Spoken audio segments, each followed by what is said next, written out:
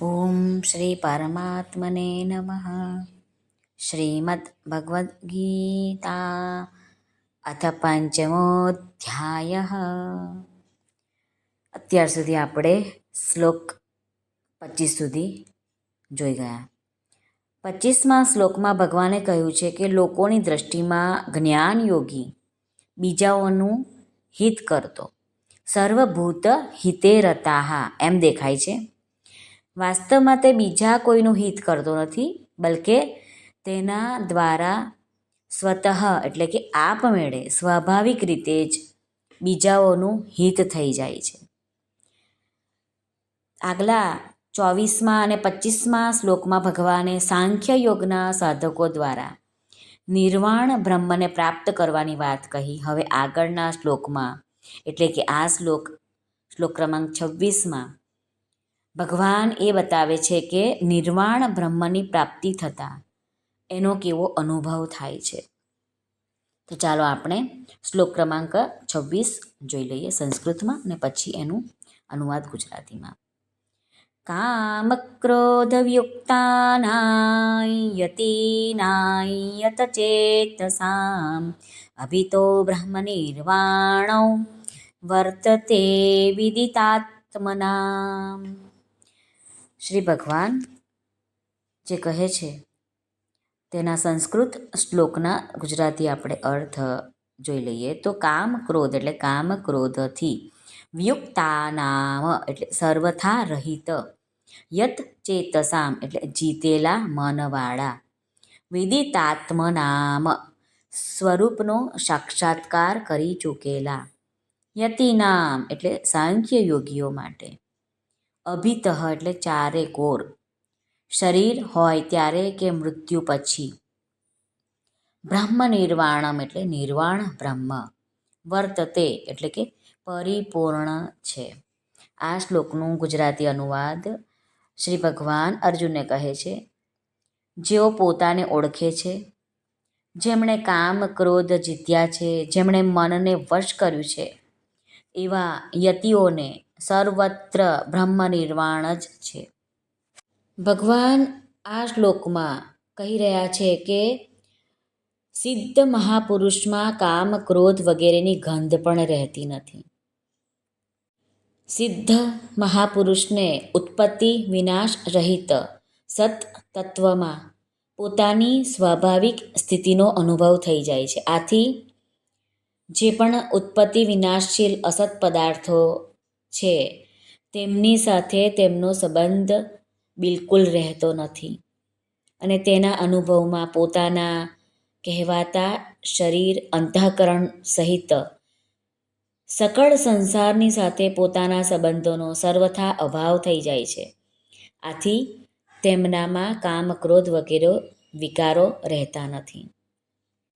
જે સાધકોમાં કામ અને ક્રોધ રહે છે તે સાધકોએ સાધના કરવી જોઈએ, અભ્યાસ કરવો જોઈએ, સ્વાધ્યાય કરવો જોઈએ અને સાધના કરવાથી કામ ક્રોધ ઓછા થાય છે એવો સાધકોનો અનુભવ છે.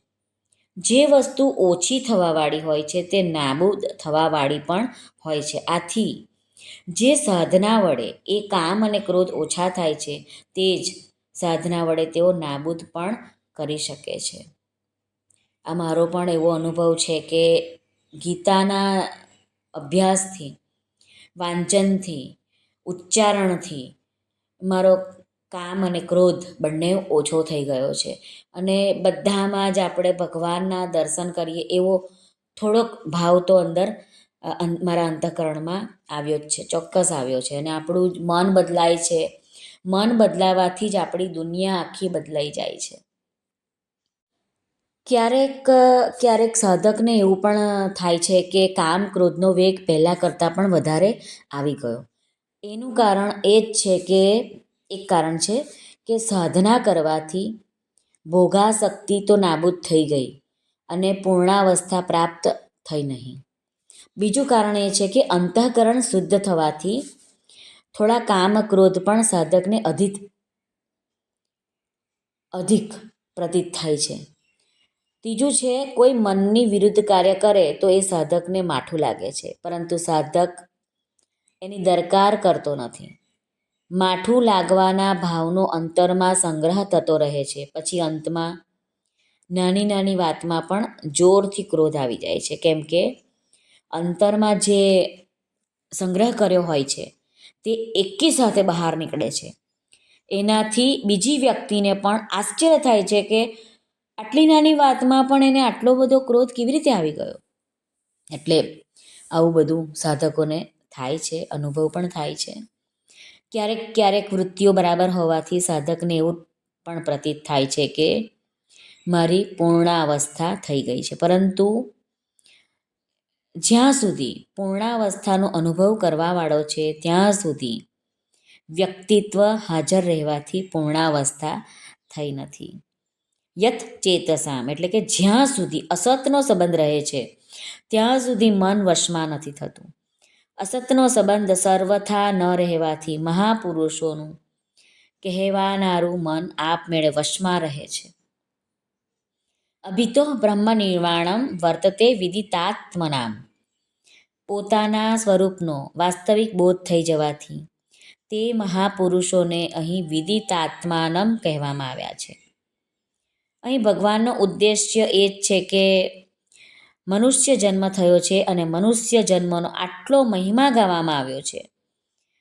તે ઉદ્દેશ્યને તેમણે પ્રાપ્ત કરી લીધો છે. શરીર રહેતા અથવા તો શરીર છૂટ્યા પછી નિત્ય નિરંતર તે મહાપુરુષો શાંત બ્રહ્મમાં જ સ્થિત રહે છે. શ્રી કૃષ્ણ અર્પણમસ્તુ. જો તમને આ વિડીયો પસંદ આવ્યો હોય તો લાઈક અને શેર કરશો તથા અમારી ધાર્મિક ચેનલ પર નવા આવ્યા હોય તો અમારી ચેનલને સબસ્ક્રાઈબ જરૂરથી કરશો. જેમણે આ ચેનલ સબસ્ક્રાઈબ કરી છે તે બધા આપણા ફેમિલીવાળાઓને બધાનો ખૂબ ખૂબ ધન્યવાદ. બધાને ભાવથી જય શ્રી કૃષ્ણ, જય શ્રી કૃષ્ણ, રાધે રાધે, હરિઓમ તત્સત, જય ગુરુદેવ દત્ત.